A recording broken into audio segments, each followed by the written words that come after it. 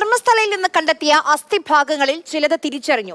ബാക്കിയുള്ള ഭാഗങ്ങൾ ഏതൊക്കെയെന്ന് കണ്ടെത്താൻ വിശദമായ ഫോറൻസിക് പരിശോധന നടക്കുന്നുണ്ട്. ധർമ്മസ്ഥലയിലെ തെരച്ചിലിന് ഗ്രൗണ്ട് പെനട്രേറ്റിംഗ് റഡാർ ഉപയോഗിക്കണോ എന്ന കാര്യത്തിലും ആലോചനയുണ്ട്. സാരംഗ് സുരേഷ് വിവരങ്ങളുമായി നമുക്കൊപ്പം ചേരുന്നുണ്ട്. സാരംഗ്, ഈയടുത്ത ഈ ഗ്രൗണ്ട് പെനട്രേറ്റിംഗ് റഡാറിന്റെ കാര്യം നമ്മൾ കേട്ടത് ഷിരൂരിലെ അർജുന്റെ രക്ഷാദൌത്യവുമായി ബന്ധപ്പെട്ടായിരുന്നു. ചില ശരീരഭാഗങ്ങൾ, ചില അസ്ഥിഭാഗങ്ങളൊക്കെ കണ്ടെത്തിയിട്ടുണ്ട്. പരിശോധനകൾ ഏത് രീതിയിൽ മുന്നോട്ട് പോകുന്നു?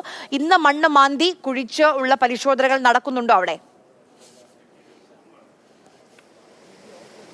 ആര്യ, ഇന്ന് പ്രധാനമായും 7ാമത്തെ പോയിന്റ് കേന്ദ്രീകരിച്ചുകൊണ്ടുള്ള ഒരു തിരച്ചിലാണ് നടന്നുകൊണ്ടിരിക്കുന്നത്. ആ ഒരു മേഖലയിലേക്ക് തന്നെയാണ് ഇന്ന് മണ്ണുമാന്തി യന്ത്രവും അതോടൊപ്പം തന്നെ തൊഴിലാളികളെയും ഇന്ന് രാവിലെ തന്നെ SIT സംഘം എത്തിച്ചത്. അവർ 11 മണിയോടുകൂടി തന്നെ ഇവിടെ പരിശോധന ആരംഭിച്ചതായാണ് നമുക്ക് മനസ്സിലാക്കാൻ സാധിക്കുന്നത്. നേരത്തെ ഇവിടെ നിന്ന് ലഭിച്ച 15 അസ്ഥികളിൽ എല്ലാ അസ്ഥികളും ശാസ്ത്രീയ പരിശോധനയ്ക്കായി ബംഗളൂരുവിലേക്ക് അയച്ചിരുന്നു. അതിൻ്റെ ഭാഗമായുള്ള പ്രാഥമിക റിപ്പോർട്ട് അല്പസമയം മുൻപാണ് ലഭിച്ചത്. അതിൽ മനുഷ്യൻ്റെ താടിയെല്ലും 2 തുടയെല്ലുകളും 5 പല്ലും കണ്ടെത്താൻ സാധിച്ചു എന്ന് തന്നെയാണ് ഏറ്റവും നിർണായകമായ ഒരു കണ്ടെത്തൽ.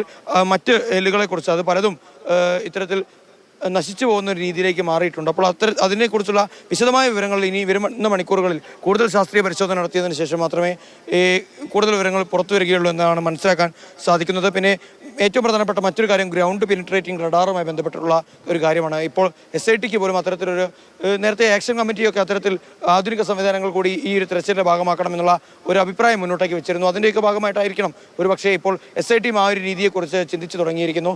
DGP ആണ് ഇക്കാര്യത്തിൽ അന്തിമ തീരുമാനമെടുക്കേണ്ടത്. അതിൽ DGP തീരുമാനമെടുത്തു കഴിഞ്ഞാൽ എത്രയും പെട്ടെന്ന് തന്നെ ഇങ്ങോട്ടേക്ക് ഗ്രൗണ്ട് പെനിട്രേറ്റിംഗ് റഡാർ കൂടി എത്തിക്കാനുള്ള ഒരു നീക്കമാണ് നടത്തിക്കൊണ്ടിരിക്കുന്നത്. വിവരങ്ങൾ നൽകിയത്.